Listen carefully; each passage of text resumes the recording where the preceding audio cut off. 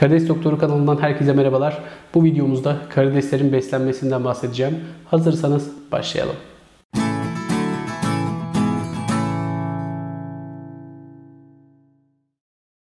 Arkadaşlar, her konuda olduğu gibi bu konuda da bildiğim her şeyi size anlatmaya çalışacağım.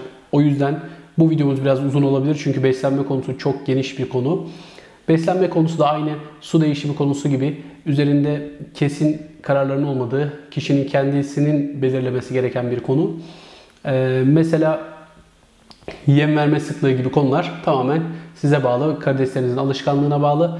Bunlara yine aynı bilgiler eşliğinde kendiniz karar vereceksiniz arkadaşlar.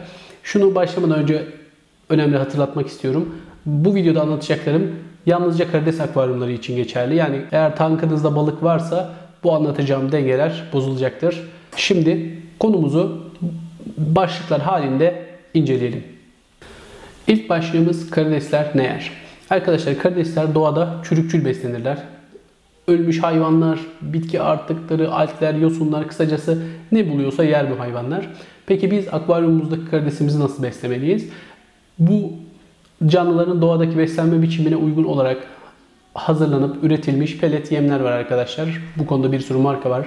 Biraz sonra o hazır yemlerden de bahsedeceğim. Bunlardan biriyle beslemek en sağlıklı beslenme yöntemi olacaktır. İkinci başlığımız, karideslerimize doğal bir şeyler verebilir miyiz? Verebiliriz arkadaşlar. Ispanak, karnabahar, brokoli, kapya biberi, ısırgan otu, mısır, lahana, ıhlamur, kara hindiba çiçeği gibi bazı doğal şeyleri karideslerimize suda 5 dakika haşladıktan sonra verebilirsiniz. Ancak bunların ciddi bir riski var arkadaşlar. Bu sebzeler özellikle hormonlu veya ilaçlı ise karideslerinizi öldürebilir. Bu nedenle mümkünse kendi yetiştirdiğiniz veya temizliğinden, güvenilirliğinden emin olduğunuz sebzeleri karideslerinize verin. Bu sebzelerden haftada bir gün haşlayıp tankınıza koyabilirsiniz. Benim önerim 6 saatten fazla tankınızda tutmayın. 6 saat içinde karidesleriniz yiyebildiği kadarını yesin. 6 saat sonra kalan yemi, o sebzeyi sudan çıkarın. Çünkü kalanı suyun değerlerini bozmasın. Peki karideslerimize ne kadar yem verelim? Bu tamamen karides sayısına bağlı bir durum arkadaşlar. 10 adet karidese, 10-15 adet karidese yarım pirinç tanesi, 20 ve daha fazla karidese bir pirinç tanesi kadar yem vermeniz yeterli olacaktır. Zaten bu hazır yemlerin pek çoğu pelet, yani katı şeklinde konsantre yemler. Onlardan elinize bölerek 10-15 karidese yarım pirinç, 20 karidese bir pirinç tanesi kadar yem vermeniz yeterlidir. Sayı arttıkça nasıl yapacağız? Karidesleriniz verdiğiniz yemi 2 saat içinde bitirebilmelidir arkadaşlar. Eğer 2 saat içinde bitiremiyorsa yem yavaş yavaş çözülüp organik artık oluşturmaya başlayacaktır. Bu noktada tankınızda eğer salyangoz bulundurursanız yem artıklarını salyangozlar yer ve biyolojik sürece katkıda bulunur. Arkadaşlar, erişkin bir karidesin döngüsü oturmuş bir akvaryumda açlıktan ölme ihtimali çok zayıftır arkadaşlar. Çünkü bu canlılar camlardaki yosunlarla dahi beslenebiliyorlar. Ve bu nedenle açlıktan ölme ihtimalleri çok düşüktür. Ancak fazla beslemeden dolayı su değerlerindeki bozulma nedeniyle ölümler çok sık yaşanmaktadır. Yani şöyle düşünün, beslenme kaynaklı karides ölümlerini incelesek %95'i belki 99'u aşırı beslemedendir. Açlıktan ölme karideslerde çok nadirdir ama aşırı besleme çok sık yapılan hatadır. Bunun sonucunda su parametrelerimiz bozulur, suda istemediğimiz Planaria hydra gibi canlılar doğar ve bunların hepsi karides ölümüyle sonuçlanır. O yüzden kesinlikle ama kesinlikle aşırı beslememeye dikkat edin arkadaşlar. Peki karideslerimizi hangi sıklıkla besleyelim? Yani her gün mü yem verelim? Haftada bir defa mı yem verelim? Bu kısmına tamamen kendiniz karar vereceksiniz arkadaşlar. Karideslerimize az önce belirttiğimiz ölçüdeki yemi bir haftalık dozunu düşünün ve bunu 2'ye bölüp haftada 2 defa da verebilirsiniz. 3'e bölebilirsiniz veya 7'ye bölüp günlük de verebilirsiniz. Hatta günde 2 defa yem veren karides üreticileri bile olduğunu biliyoruz. Yani dozumuz belli. Bu dozu ne sıklıkta vereceğinize siz karar verin. Başlarda tabii karides sayımız 10-15 olduğunda yemleri iyice küçük parçalara bölmek zor olacağı için haftada 2 defa yemleme uygun gibi görünmektedir. 50 civarı karides olduğunuzda haftada 3 güne çıkabilirsiniz. 100 ve üzeri karides olduğunuzda günlük besleyebilirsiniz veya en başından itibaren günlük besleyebilirsiniz ama tekrar söylemek istiyorum. Kesinlikle aşırı beslemeden kaçının arkadaşlar. Attığınız yem 24 saat içinde Hani 2 saat içinde bitmeli de diyoruz ama 24 saat geçti, yem hala oradaysa o yemi tankınızdan çıkartın. O yem yenmeyecektir, artıktır ve tankınızın hem su parametrelerine hem organik olarak toprağınıza yük olacaktır. Kesinlikle aşırı beslemeden kaçınmamız gerektiğini ısrarla vurguluyorum bu videoda. Protein yem kullanalım mı? Karideslerimizi sadece bitkisel mi besleyelim yoksa protein yem kullanalım mı? Bu konuda karides beslenmesi konusunda yapılan en büyük ikinci hatadır bence. Birincisi aşırı beslemeleri diye konuşmuştuk. İkincisi de proteinli beslemek değil, proteinsiz beslemektir. Arkadaşlar bu canlıların doğasında en basitten kabuğuna bile baksanız %30'u proteinden oluşuyor. O zaman bizim bu canlıları beslerken en az %20-25-30 civarında bir kere protein vermemiz lazım. Tabi bizim şöyle bir bilgimiz var. Protein fazla verilirse kabuk problemleri olur, beyaz ölüm halkası dediğimiz problem olur. Bakın bu ekranda gördüğümüz karidesin belindeki beyaz halka. Karidesler aşırı proteinli beslenirse hızlı büyür, kabuğuna sığmamaya başlar. Kabuk değiştiremez, ölür gibi problemler olur. Bunları biliyoruz. Bu çok yaygın bir bilgi. Bu nedenle biz hobicilerimiz çok proteinden aşırı derece kaçınıyor. Tamamen bitkisel besliyor. Bu da çok yanlış arkadaşlar. Bu da yapılan en büyük hatalardan bir tanesi. Bu canlıların diyetinde en az %20, 25-30 civarında mutlaka ama mutlaka protein olmalıdır. Sadece bitkisel beslemekte bir hatadır. Bunu da unutmayın. Zaten tamamen bitkisel besleyip canlılara hiç protein vermezseniz kanibalizm dediğimiz bu yamyamlık durumu olur karideslerinizde. Zayıf düşmüş, kabuk değiştirmiş hastalara saldırır karidesleriniz ve ölü karideslerinizi nasıl saldırdıklarını bir kendiniz de gözlemleyebilirsiniz. Normalde iyi bir proteinle beslenmiş karideslerde, karidesiniz o anda aç da değilse kolay kolay ölü karidese bir şey yapmaz. Ama karidesiniz proteini açsa ve karnı açsa ölü karidese saldıracaktır. Bu da sizin için bir referans nokta olabilir. Yavru karideslerin beslenmesi nasıl olmalıdır? Yavru karideslerin beslenmesi aslında erişkinlerinkinin aynısıdır arkadaşlar. Ancak biliyorsunuz başlarda karidesler çok sık kabuk değiştirir. Çok fazla enerjiye ihtiyacı olur. Bu nedenle yavru karideslerin beslenmesine özellikle dikkat etmek gerekir.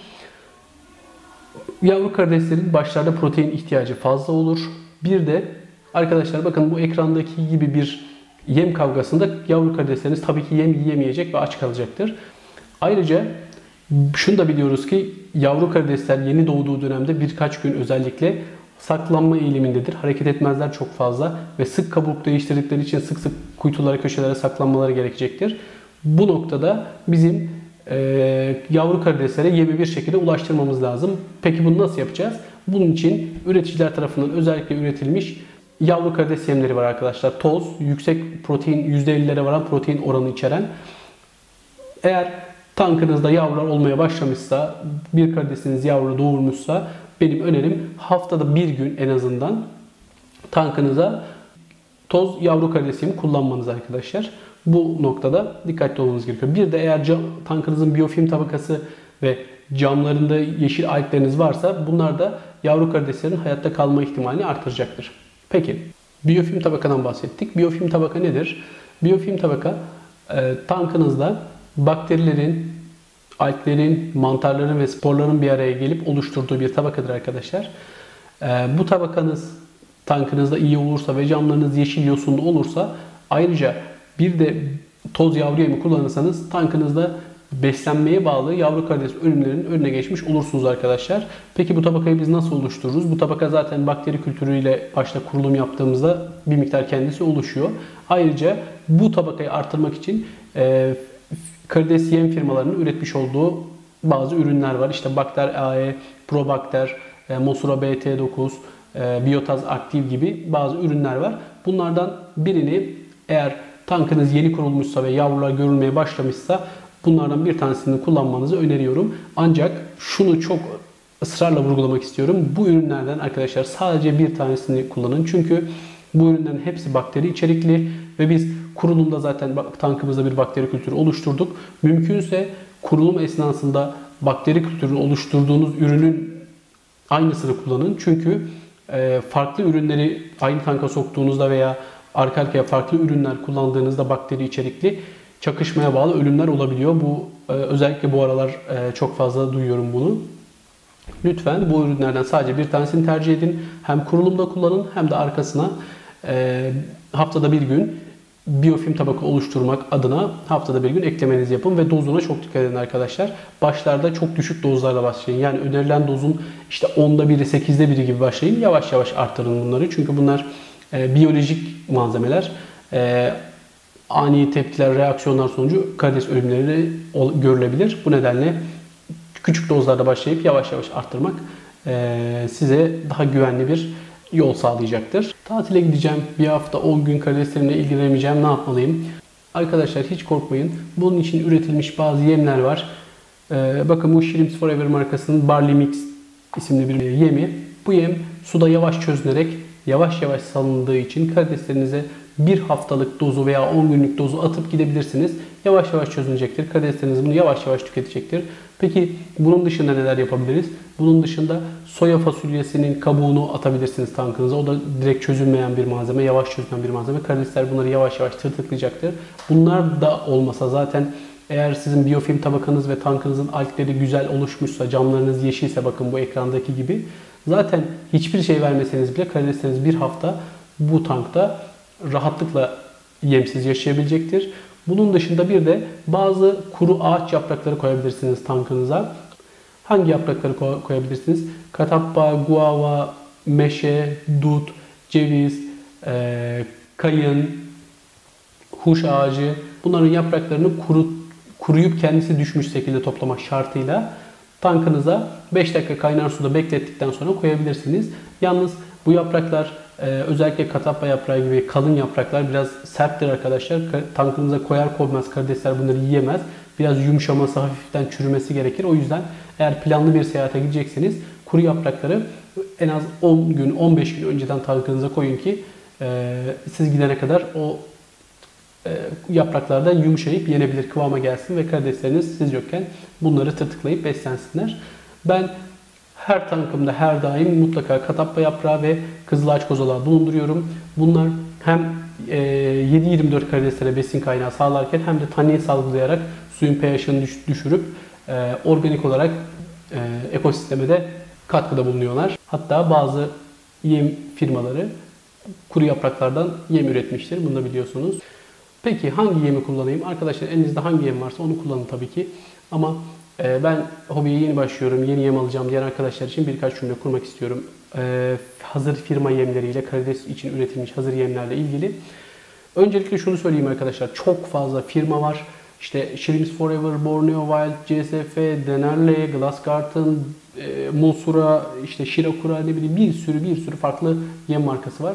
Şunu vurgulayayım. Bu yemlerin çoğu arkadaşlar birbirine çok yakın içerikte.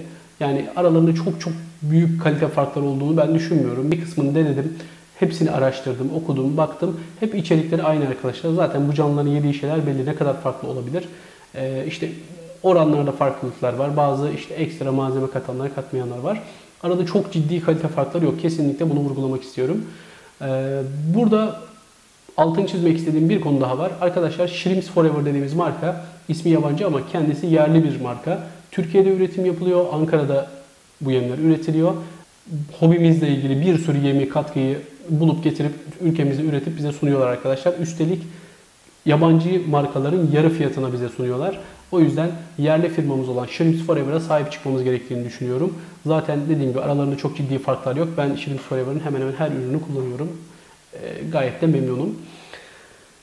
Şimdi ben bu piyasadaki yemleri birkaç grupta inceliyorum arkadaşlar. Çünkü dediğim gibi bir yerden sonra hepsi aynı.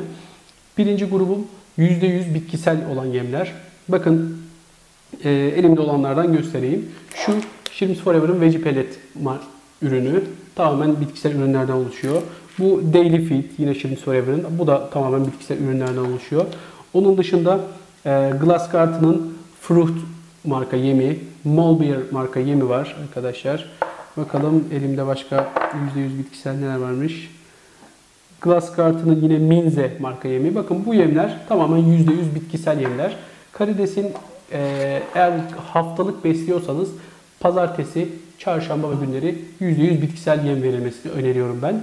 İkinci grup proteinli yemler arkadaşlar. Yaklaşık %25 ve 40 oranında yani ortalama %30 oranında protein içeren yemler. Bakın bunlara da bazı örnekler vereyim. İşte Artemia yine Glassgarten'ın, Shrimp Dinner'ı var. Burada Shrimps Forever'ın Shrimp Delight'ı var. Growth marka yemi var. Bunlar da ikinci grup diye ayırdığım proteinli yemler. Üçüncü grup yavru karides yemleri arkadaşlar. Shrimps Forever'ın Baby Shrimp Food, Speed Growth, Glassgarten'ın Shrimp Baby yemleri. Bunlar da yavru karides yemleri arkadaşlar. Bunları şöyle bırakayım. Masam çok doldu çünkü. Dördüncü grubumuz yavaş çözünen yemler. İşte az önce bahsettiğim Barley Mix, Denerle'nin Five Leaf Mix'i, ondan sonra yine Glassgarten'ın Mulberry yani kuru yaprak içeren yemler. Bunlar tatile gideceğiniz zaman kullanabileceğiniz yem türleri. Son olarak biyofilm oluşturan yemler. Elimde işte az miktarda bir bakteri AE var. Biotaz Active, Mosura BT9 veya işte Shrimps Forever'in Probakteri gibi. Bunlar da biyofilm oluşturan yemler. Yani ben piyasadaki yemleri kabaca 5 gruba ayırıyorum. Niye bunları söylüyorum? Çünkü bunlar eşliğinde size bir beslenme önerisinde bulunacağım. Şimdi bu bahsettiğim 5 grup yemle ilgili bir beslenme planı oluşturalım. Pazartesi ve çarşamba günleri %100 bitkisel yem verebilirsiniz arkadaşlar. Ben öyle yapıyorum.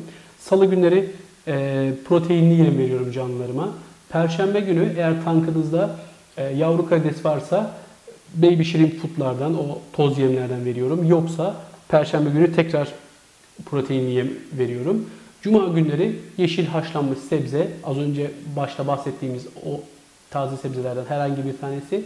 Cumartesi günleri de biyofilm oluşturan bakteri AE, işte Biotaz Active, Mosura BT9 gibi bir biyofilm oluşturan bir yem öneriyorum. Pazar gününü birazdan konuşacağız. Beslenme konusunda çok sık gelen sorulardan bir tanesi de şu: karideslerim yem yemiyor. Arkadaşlar bu konudan da birkaç cümleye bahsedelim. Karidesleriniz tok olabilir arkadaşlar. Aşırı besleme yapıyor olabilirsiniz. Bakın az önce anlattığım ölçülerinizi bir kontrol edin. Aşırı besleme yapıyorsanız, toprak aralarında yemler kalıyorsa karidesler siz görmeden bu yemleri yiyordur, karnı tok oluyordur ve sizin verdiğiniz yeme o anda rağbet etmeyebilirler. Bunun dışında bakteriyel döngünüz çok iyiyse, camlarınızda algler varsa, biyofilm tabakanız çok iyiyse karidesler karnını yeni doyurmuş olabilir, verdiğiniz yemi yemeyebilir. Bu yüzden aşırı beslenme konusuna ısrarla dikkat etmenizi söylüyorum. Bunun dışında karideslerim şu yemi çok iyi yiyor ama bu yemi yemiyor diyebilirsiniz. Arkadaşlar karideslerin de bir ağız tadı vardır. Daha önce bu yemle hiç karşılaşmamışsa karidesiniz ilk başta bu yemi yemeyebilir. Hatta bazen şöyle şunu görürsünüz. Tankınızdaki bazı karidesler yer, bazıları yemez. Bu beslediğimiz bir canlı arkadaşlar. Onların da bir ağız tadı var. Böyle bir durumla karşılaşırsanız şimdi bir kutu yem aldınız geldiniz, para verdiniz ama karidesiniz hiç yemedi. Ne yapıyorsunuz? Bu yemle aynı içerikli, benzer içerikli olan bir yemi karıştırın. O şekilde verin arkadaşlar. Yediğini göreceksiniz. Birkaç günde karidesleriniz yem yemiyorsa birkaç gün yeme ara verin. Farkında olmadan aşırı besleme yapmış olabilirsiniz. Karidesleriniz yem karıştırıldığında bir şekilde yiyecektir o yemi. Konuyla ilgili son olarak da mineraller ve katkılar konusundan biraz bahsetmek istiyorum. Bu konu çok geniş arkadaşlar. Ben biraz tecrübelerinden faydalanarak birkaç şey söyleyeceğim size. Şimdi öncelikle şu masama bir değiştirmeme izin verin.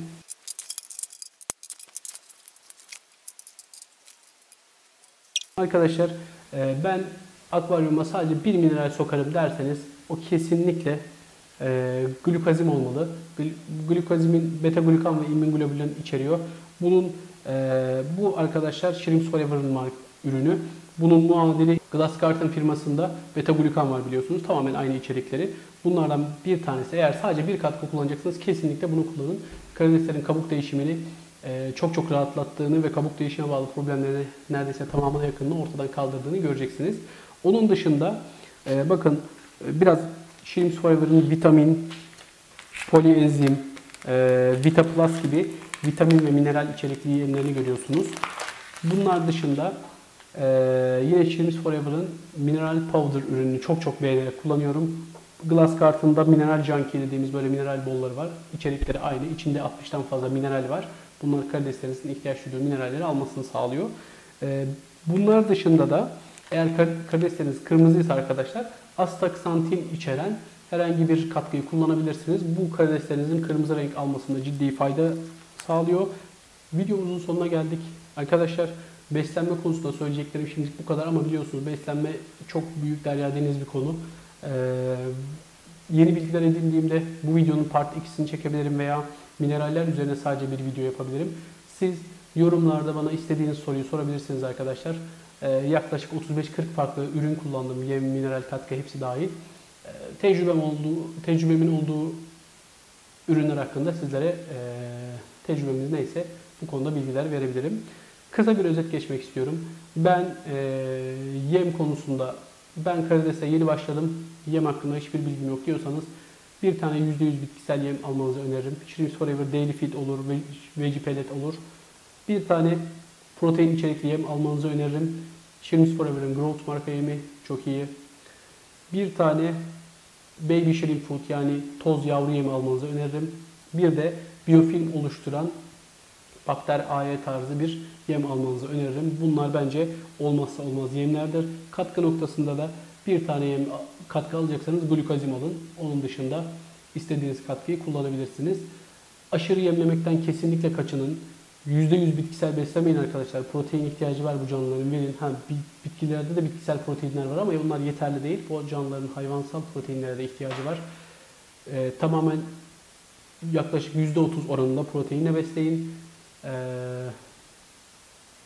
Beslenme konusunu çok büyük sorun haline getirmeyin. Tankınızın camları yeşil olsun, biyofilm tabakası otursun, karidesler bir şekilde beslenmenin yolunu bulacaktır. Kendinize iyi bakın. Kanala abone olmayı unutmayın. Görüşmek üzere.